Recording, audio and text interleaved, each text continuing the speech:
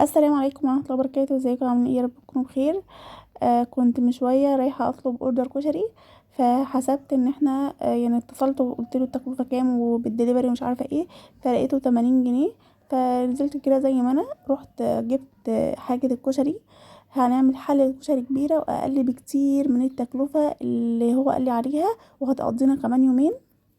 مش هي نفس الاكله وخلاص. بس قبل ما نبدا الفيديو انزلوا بسرعه كده اعملوا لايك واعملوا اشتراك في القناه وفعلوا زر الجرس، واللي على الفيسبوك يعمل متابعه. اول حاجه هنجيب الحله. طبعا انا رجعت استخدم حل الالومنيوم تاني لان معظم الحلل اتجرحت وعرفت ان هي غير صحيه تماما، وهي مش جراحه ان احنا نعمل فيها، فركنتها خالص وطلعت طقم الالومنيوم اللي هو لا غنى عنه وتسويته حلوه جدا. ديت الحله الوسط هنعملها مليانه والسعر قليل جدا، وهحسبه معاكم في الفيديو خطوه بخطوه. اول حاجه هنبدا بيها الشعريه. هنحط ربع كيلو من الشعريه. احسبوا ربع كيلو الشعريه بكام. هنفترض مثلا ان هو ب6 جنيه مثلا. هو مش ب6 اصلا، الكيلو 18. وهنحط حوالي نص كوبايه من الزيت. تمام.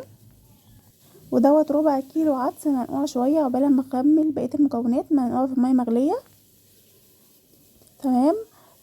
زي ما انتم شايفين كده هنحط الحله تسخن، واول ما تسخن هننزل بالزيت. لازم الزيت يسخن كويس جدا عشان نعمل فيه الشعريه تتحمر معانا بسرعه.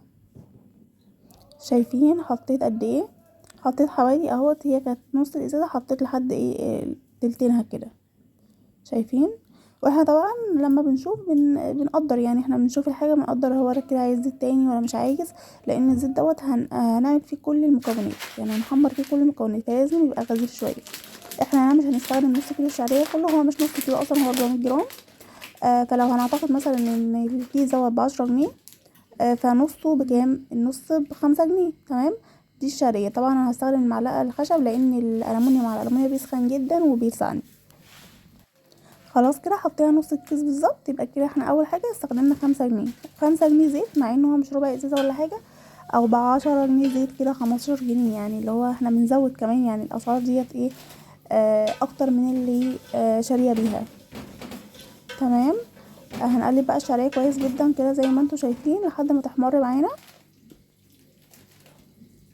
واول ما الشعريه تحمر هننزل بكوبايه من الرز مغسوله ومتصفيه. طبعا هي ما كانتش متصفيه كويس لان انا كنت مقرره ان انا ما اعملش اكل، بس لما لقيت الاسعار غاليه كده قلت لا، انا اقوم اعمل اكل وهيقضينا النهارده وبكره. وايه، عشان الدنيا غاليه اصلا لوحدها، فمش محتاجه ان احنا نطلب اكل من بره. فزي ما انتم شايفين كده نزلت كوبايه من الرز، يعني مش مكمل نص كيلو من الرز، هي كوبايه من الرز. تمام. ولو عايزين نعمل نص كيلو من الرز برضو براحتنا جدا، نص كيلو ب10 جنيه، واحنا كان تكلفتنا 15 جنيه، يبقى 25 جنيه. تمام. احنا كده بنحسب على الزايد مش الاقل. تمام. هنقلب بقى كويس جدا لحد ما الرز يتحول لون ابيض، يعني تحس ان هو ايه اتشوح كده ايه وتحول لون ابيض، مش لونه شفاف، لا اللون ابيض. طبعا هنا هنحط ميه مغليه، هنحطها تتغلي الاول عقبال ما نشوح بقيه المكونات.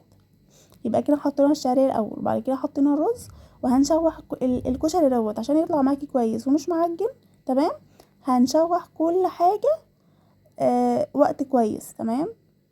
انا اصلا من الفيديو كتير، بس برضو بقى ربع ساعه، فنستحمل بعض لحد ما ربع ساعه تخلص. انا ما بحبش الفيديوهات الطويله خالص، بس ايه حبيت اشارك معاكم كده نوع اخر من الفيديوهات لان انتوا اكيد زهقتوا، فحبيت اجدد كده. تمام. طبعا انا اللي تعبانه مش انتوا. النقاب كان مضايقني يعني، بس هو ايه عملت بيه. المهم يعني ان انا حطيت كمان العدس وهشوحه مع الرز والشعريه. وعايزه اقول لكم ان هنا عندنا بيحبوا الكشري دوت احسن بكتير من اللي هو بنعمل كل حاجه في حله. شايفين احنا كده حطينا كله في حله واحده اهوت. هنقلب بقى كله مع بعض. شايفين الاوتفيت الجميل ده هو اللي نزلت اشتريت بيه الحاجه. انا لما بكون مستعجله بلبس الازدار كده وعليه نقاب، ولو مثلا هلبس الشال ده لو الجو ساقع، لو مش ساقع مش بلبسه. تمام. بس ايه، محدش يقول لمحمد على الموضوع ده عشان ما بيحبنيش انزل بالازاي، مع اني شايفاه اسود وببقى لابسه تحتيه حاجه واسعه عشان ما يلزقش على الجسم. وكمان العطار دوت على اول الشارع، بس هو عنده فكره لا، ان هو ما تنزليش بازاي البيت، هو ازاي البيت، مع اني انا اصلا جايباه عشان انزل الشارع. هنا حطينا كيس مكرونه اللي هو 300 جرام، يعني يعتبر برضه ربع كيلو من المكرونه. هنقلبه برضو كويس جدا. عايزه هقول لكم تاني ان المكرونه ديت او الكشري دوت عشان يطلع معانا بيرفكت لازم ان احنا نقلب كل حاجه او نشوح كل حاجه كويس جدا، لان هي بتاخد نص تسويتها في التشويح والنص التاني في التسويه اللي احنا لما نزود عليها الميه. هنحط بقى واحده ماجي وده اختياري. احنا بنخلي الكشري دوت كأن مثلا انت لو هتاكليه لوحده ممكن تاكليه لوحده من غير صلصه. انا ذات نفسي بقلل الصلصه عليه جدا، ما بحبوش يعني بحب احس طعمه هو، فاهمين؟ هنزود بقى الماجي زي ما انتم شايفين، وده طبعا اختياري بس بيديها طعم حلو. طبعا انتم ملاحظين صوت حط في الفيديو هي ما بتسيبنيش وانا بصور مخصوص، اللي هي بتاعت ايه التناكب فيا كده.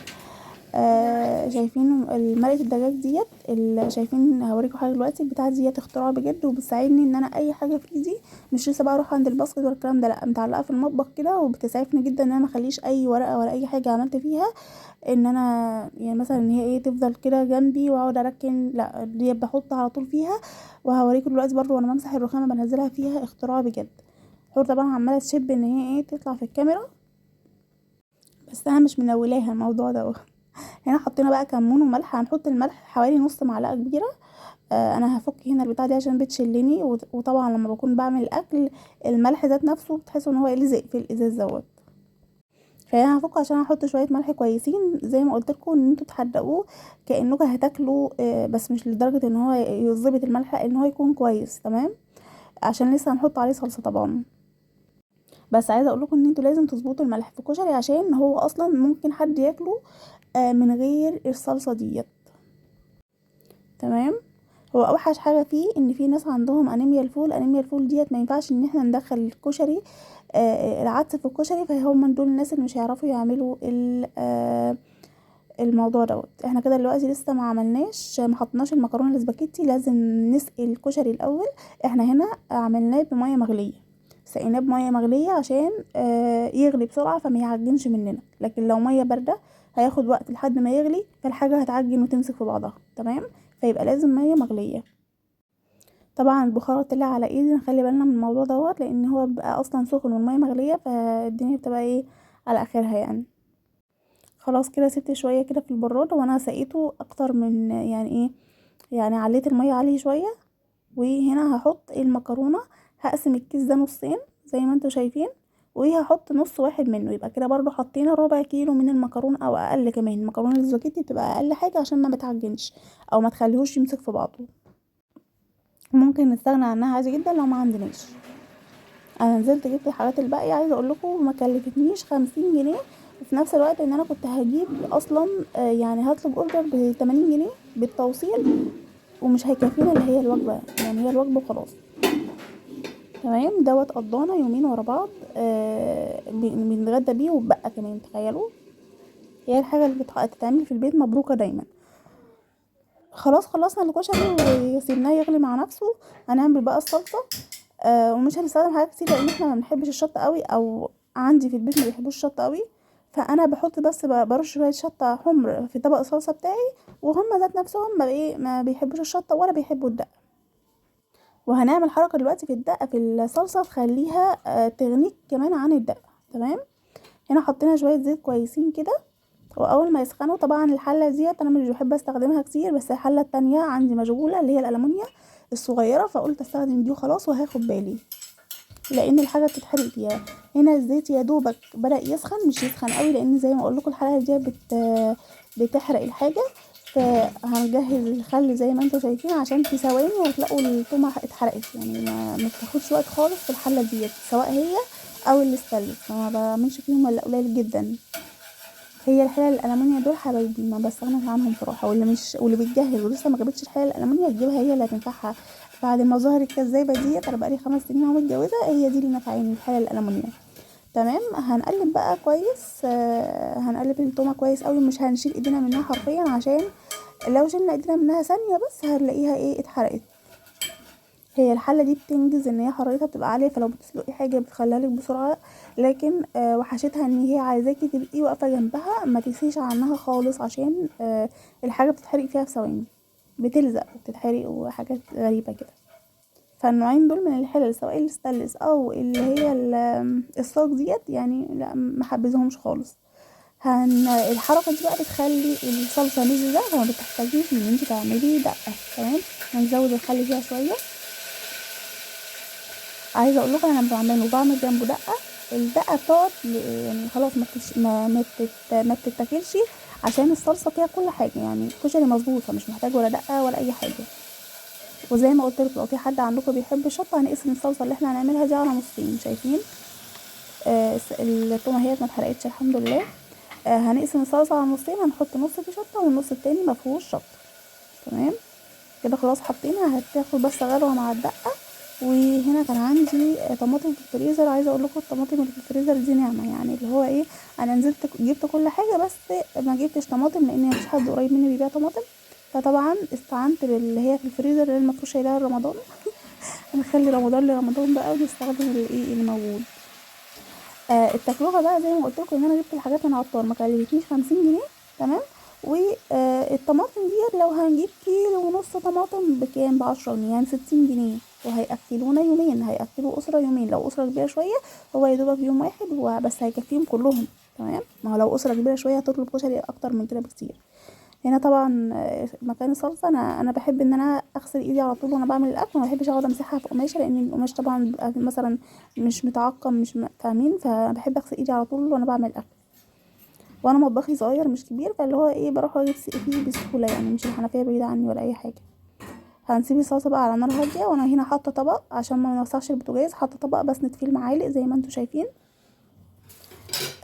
لما احنا نكون منظمين واحنا واقفين في المطبخ، ده بيريحنا بعد كده ان احنا بنخلص المطبخ بتاعنا بسرعه. وهعمل لكم فيديو، او انا مصوره لكم فيديو ازاي ان احنا بنحافظ على مطبخنا دايما نضيف كده وبيلمع. تمام، احنا كده خلاص الكشري هو جيت اقلبه وخلاص الشرب الميه بتاعته ووطيت عليه. فبقلبه بشوفه استوى ولا لا، لقيته محتاج يعني شويه ميه كده اللي هو صغيرين. تمام. الكشري ده لو ما ظبطش معاكم من اول مره ما تيأسوش، مره مع مره هتعرفوا تقايسوا المعايير كويس جدا. بس هو الحمد لله ما فشلش مني ولا مره. لو لقيتوا ان الدنيا لسه فيها حاجه ما استوتش، بتزودوا كوبايه ميه وتوطوا عليها خالص، والدنيا بتظبط. والله بيبقى طعمه احلى من اللي هو كل واحد في حله واحده او كل حاجه في حله. ده احلى بكتير. هنا زودت كوبايه ميه صغيره جدا، وهقلب بقى واسيبه لحد ما الصلصه تفك، هيكون الكشري كمان استوى. وما خدش مننا وقت خالص، لان انا اول مره اعمل لكم فيديو طويل كده. حرفيا انا صورت كل حاجه، يعني ما قصيتش ولا سرعت ولا الكلام ده. خلاص كده خلصنا الصلصه، وكمان خلصنا الكشري. وزي ما قلت لكم، لو عايزين شطه بنقسم الصلصه نصين ونحط شطه حمراء كانك حاطه شطه على الكشري بالظبط. والدقه زي ما قلت لكم كتروا الخل في الصلصه، مش هتحتاجوا ان انتوا تحطوا دقه. ودي حور كانت جعانه. فكانت بتشوف الاكل، يعني مش مصدقه ان انا خلصت الاكل ولا لسه، فاللي هو بوريه لها. هنا بقى ايه، كانت بتقول لي كل ما اشغل انا النت طبعا بتظهر في وشي دي حبايب قلب ام خالد، فانا بقلبها. فهي بقى ايه حافظه الكلمه، فبتقولي ثواني يا ماما هقول لهم حبايب قلب ام خالد. حبيب قلب خالد عاملين ايه؟ سامعين العيال ما شاء الله بتلقط كل حاجه من على النت، فناخد بالنا يعني واحنا مشغلين الموبايل جنبها. هنا بقى ولما الاكل يستوي قلت ان انا ايه اظبط كده الرخامه. انا من نوع ان انا بعمل الاكل بسرعه، بس فيها عيب ان انا كل حاجه بفتحها بخليها. بس انا مش شايفاها عيب، شايفاه ان انا خلاص ادام انجزت الاكل في الوقت اللي انا بقى مستنيه فيه الاكل يستوي، اظبط حاجتي. فاهمين؟ ما بحبش انشغل باكتر بحاجه، يعني بكذا حاجه في نفس الوقت. انا هنا خلاص ان انا بظبط الرخامه وهمسحها وهعقمها وكل حاجه، وهعطرها ولا ايه مش هعقمها. وفي نفس الوقت انجزت الاكل بسرعه. اختي بقى لا، اختي ما بتحبش كده خالص، بتحب ان هي كل حاجه بقى تفضل ايه تعملها، يعني تعملها في ساعتها. هنا عطرت الرخامه بالمعطر اللي انا كنت سايبه لكم او سايبه لكم قبل كده على القناه. وهنا شويه مواعين برضو خلصتهم، وكل ده والاكل بيستوي. فليه بقى نشغل نفسنا بكذا حاجه؟ انا من النوع اللي انا بخلص حاجتي، وفي الاخر خالص ان انا بقى ايه بظبط بقى الرخامه وبظبط المطبخ وبرمي كل حاجه عايزه ترمي وبشيل كل حاجه مكانها. فانا شايفه ده اسلوبي وبحبه جدا على فكره. بس صراحة لما بعمل في مطبخها اللي هو ايه يا دوبك بعمل الاكل وبفصل بقى. فبقول لها خلاص يا زينب بقى انت اغسلي المواعين. اكيد زينب هتشوف الفيديو دوت وهتعلق لي عليه. خلاص انا بقى نظبط الصلصه. هنحط عليها فلفل فلفل ايه، هنحط عليها ملح وكمون، وهنحط طبعا واحده ماجي. انتوا عارفين ان انا بحب الماجي.